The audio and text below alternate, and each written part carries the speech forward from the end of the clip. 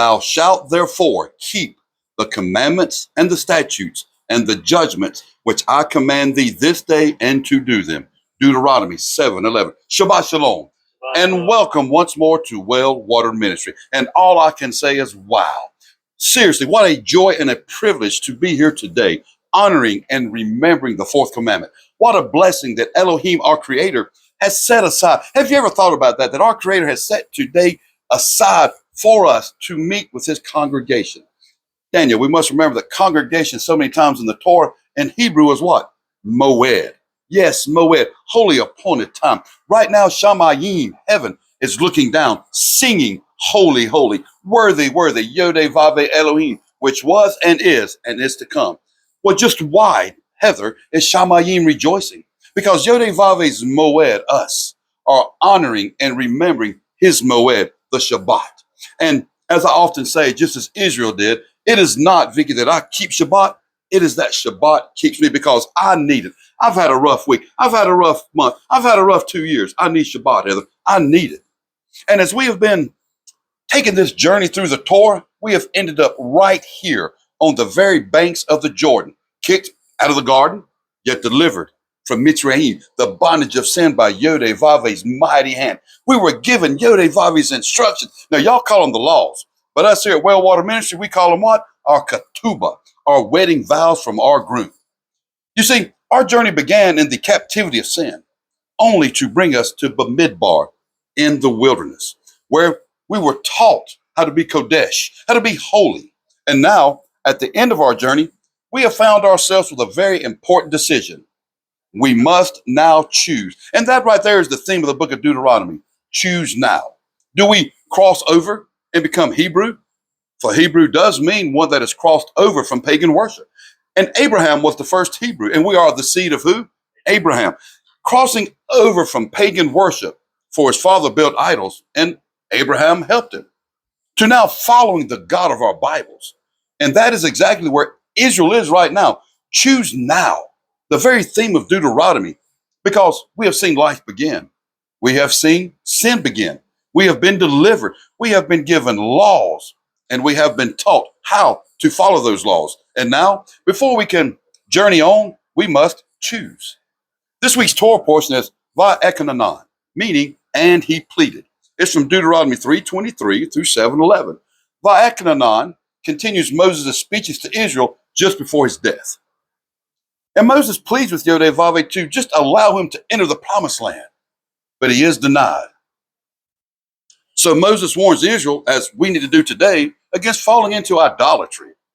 Then we see Moses reminding Israel, just as we need to do today, to observe all the commandments given to them, not just the ones that they like, or just the pretty ones, but all of them.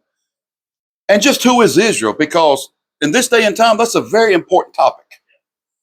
The spiritual Israel that Moses is talking to then and now is all that follow the God of the Bible, for the land had not been entered yet.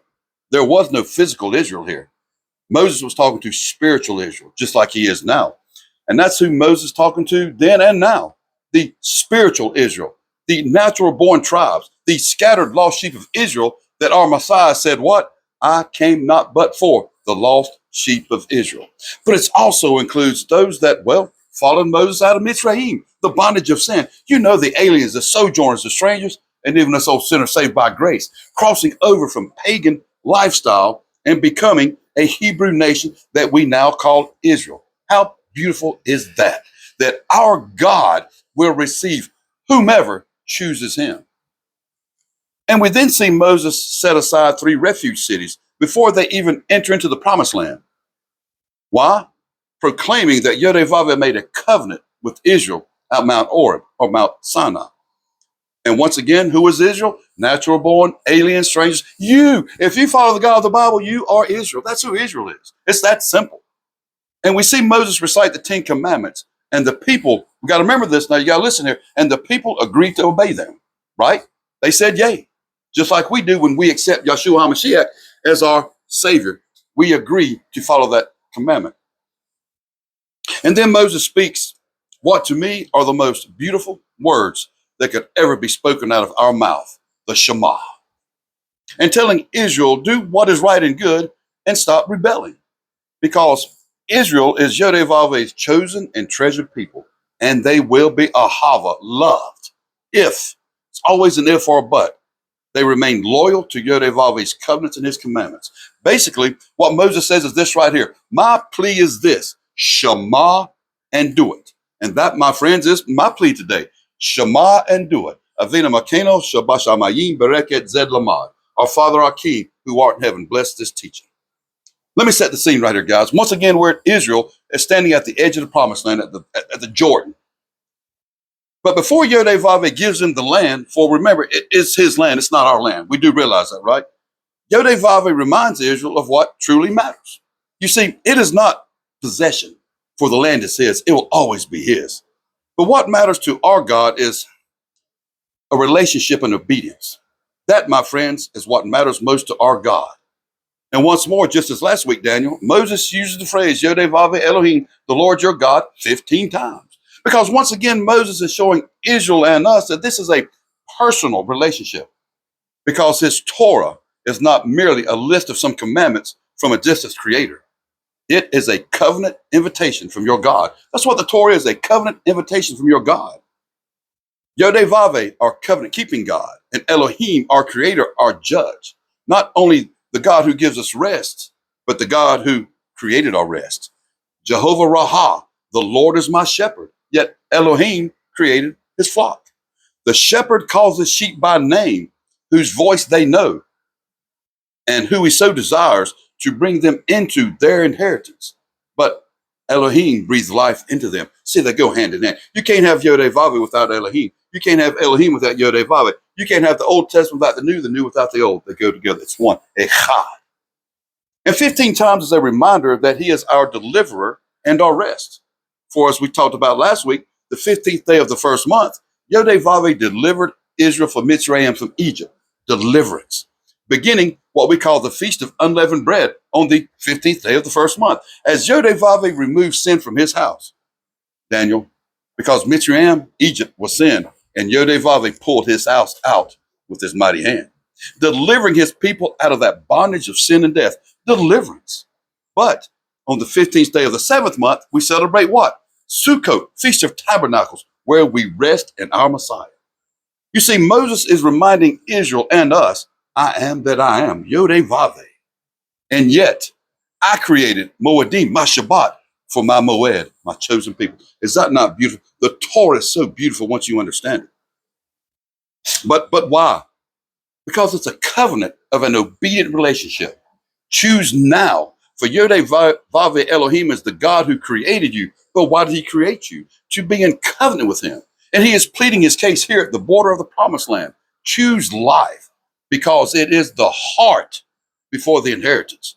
For believe it or not, the only thing Yod-Heh-Vav-Ehh Elohim wants from you is simply what? Your heart. And we see that here as Moses pleads with Yod-Heh-Vav-Ehh to enter the promised land, but he is denied. Moses had a decision to make right there: give up or keep going. Moses was told no, yet he kept on going. It's a lesson in that. Why? Because he gave Yod-Heh-Vav-Ehh Elohim his heart at the burning bush. Heather, I fear that most church people have really, I think they've chosen heaven over hell, but not many have chosen heaven over the earth. You know, I'm out of Mitzrayim, no longer under the death penalty of sin. I'm saved, but I still have one foot in Babylon, the world, because I want to do as the world does too. Half-hearted obedience is still sin. But we must realize that sometimes Yod-Heh-Vav-Ehh answers our prayers, well, differently than we hope. We've all been there. So we have to understand this. His purpose is still perfect, like you talked about, Daniel. As Moses stood at Mount Pisgah, which was the highest point available, Moses could see what he could not personally enter. For Moses, Pisgah was a place of vision and not possession. As Moses stood on that summit, he saw Jericho, he saw the Jordan, and he saw the inheritance. Yet, he remained outside the land, teaching us that simply seeing Yod-Heh-Vav-Ehh's promises is not the same as walking in them. Israel still had to cross over the Jordan. And even though Moses saw Bamidbar, the wilderness, in faith, and Israel saw it with fear, here at Mount Pisgah, Moses' ministry, was completed. It was done. He could not lead them into it, but he could point. A beautiful foreshadow of our Messiah. For our Messiah could not lead us into the promised land. But Daniel, he could point. And Vicky, he pointed straight to the Torah. For this love letter that Moses was given to a virgin bride points us toward life with YHVH Elohim. You see, I think people read me wrong. They think that I keep the Torah. Not at all. The Torah keeps me because, Heather, I need it. I need it. And I use the Bible as GPS, God's positioning system. And it said on New Jerusalem, the kingdom. Because, man, I've been kicked out of the garden multiple times. I've been delivered by YHVH's mighty hand at least a dozen times. And Yodeh gave me my ketubah, wedding vows. And he drugged me. Let me tell you, he drugged me through Bamidbar, the wilderness. But you know what, Daniel? I learned. And now, all I have to do is choose him and Shema and do it. Because you know what? That's the easy part. The hard part was letting YHVH deliver me from the life I wanted. Because can I tell you, I love the world. Vicky, I fit in, and the world loved me, or so I thought. But once I let him deliver me, I left that life behind, and now I follow the life that he wants for me. And I'm Barak, so blessed because of that. And even though Moses himself stops at the border of the promised land, his life still directed Israel to trust YHVH and to follow his covenant. Even after being told no, Moses immediately did what? He did not mourn. He did not waver. He did not wait. He did not quit. Moses pleads, Shema, and do.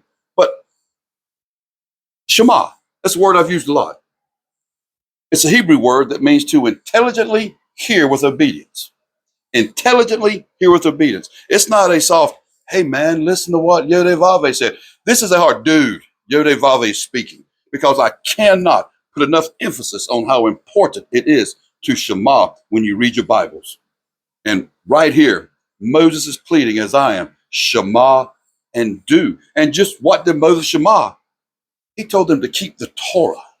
He said, Ahava, love YHVH, remember the covenant, and teach the next generation. Yes.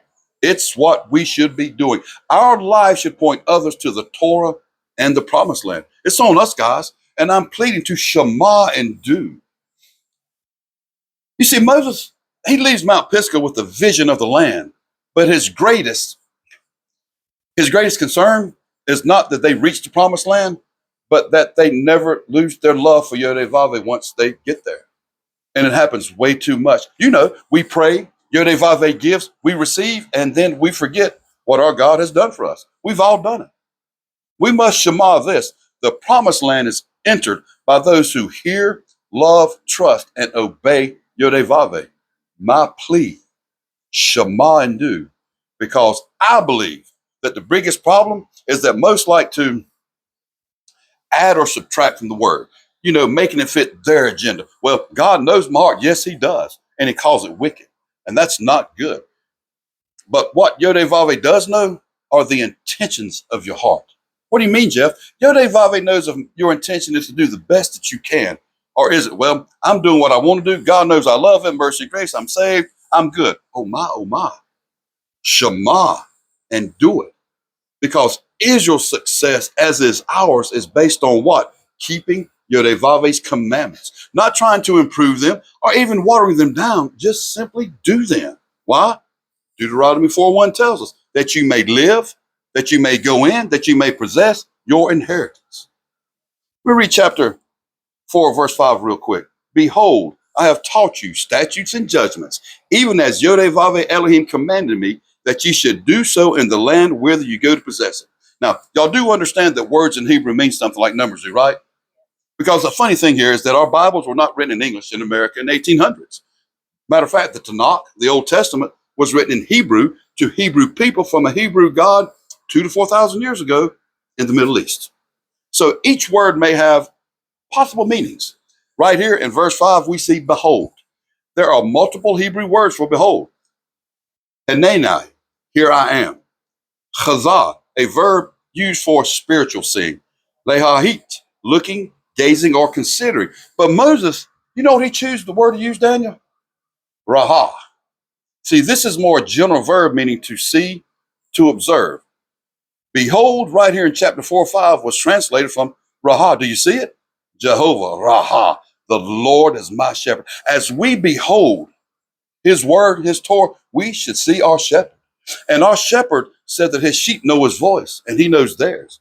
Behold, Raha, your shepherd is speaking.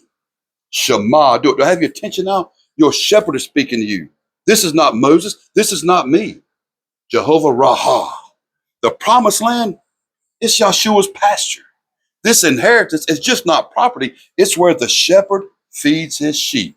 Milk, Yodevave's abundant provisions. Milk is spiritual nourishment. Milk, the richness and fruitfulness of the covenant land. Milk, a place where our lives can flourish. And honey, the sweetness of the Torah.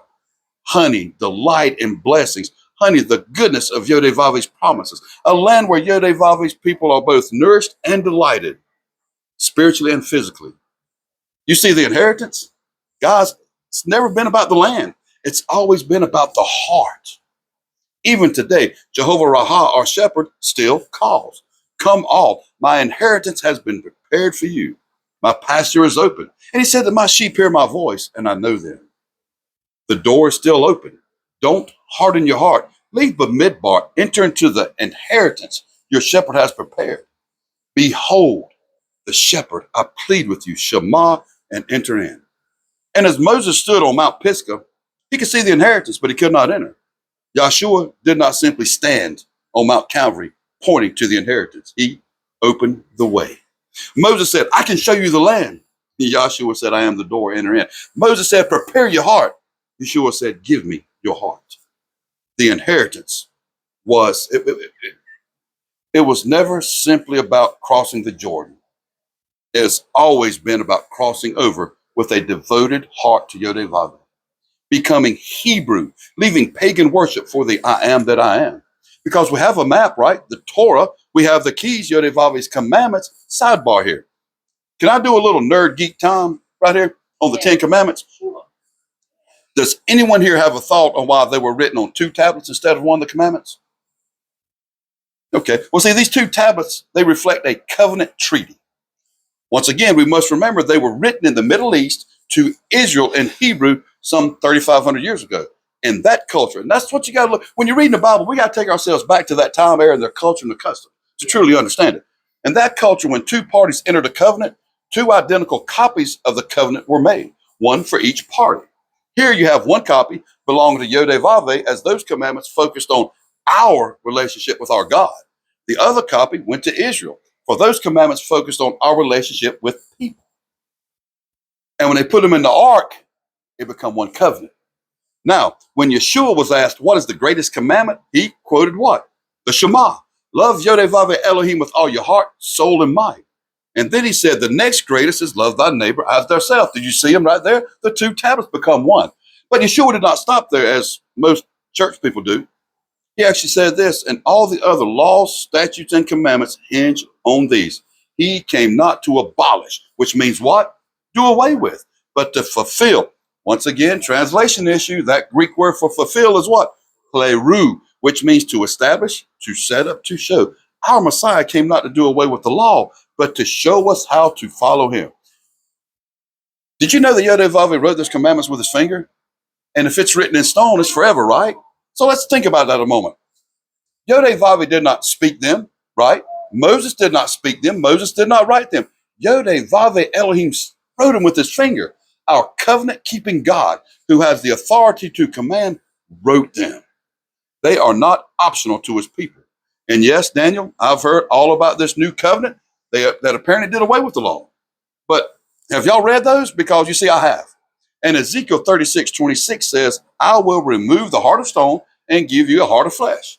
And then Jeremiah 31:33, the one to go to, says, behold, the days come, saith Yodevave, that I will make a new covenant with the house of Israel and the house of Judah. But this shall be the covenant I make with, listen close now, he's about to make the covenant with who?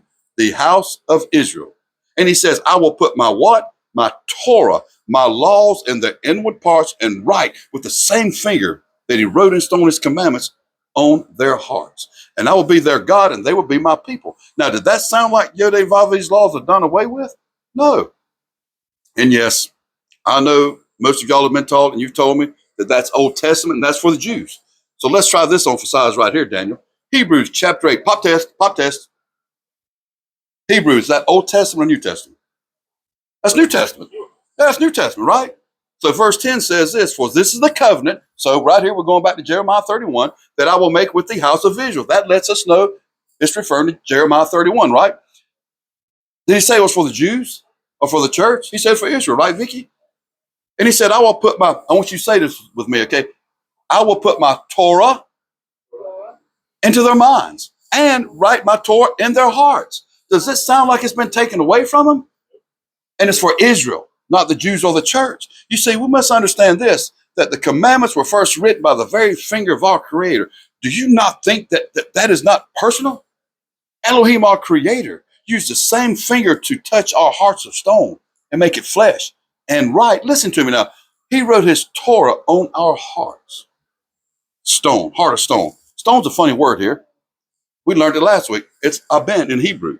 Ab, meaning father, ben, son. The father, son. Yahshua HaMashiach, Jesus the Messiah. You see, our God removed our hearts of stone, right, and replaced them with his son's flesh. For our Messiah is the Torah in the flesh, right? And for his people to reject YHVH's Torah is almost like rejecting his son. Until we all understand it's all about an obedient heart, most will walk in disobedience and not even know it. We must change that. Psalms 40, verse 8 says, I delight to do your will, O my Elohim, and your Torah is within my heart. When Elohim's Torah is written on your heart, you will find joy in doing his will. And our obedience reflects our love for him. You see, I'm not trying to work my way into salvation by following his Torah. By following his Torah, that is the fruit of my salvation. But how can we do this? Very simple. Shema and do. And that's why the Israelites recite the Shema twice a day. So let's read the Shema. It's from Deuteronomy 6, 4 through 9. Shema Yisrael, YHVH Elohim, the Lord your God is echad, is one. And thou shalt ahava, love, YHVH Elohim, the Lord thy God, with all thy lev, heart. Now see, what we got to realize is, these were Hebrews, right?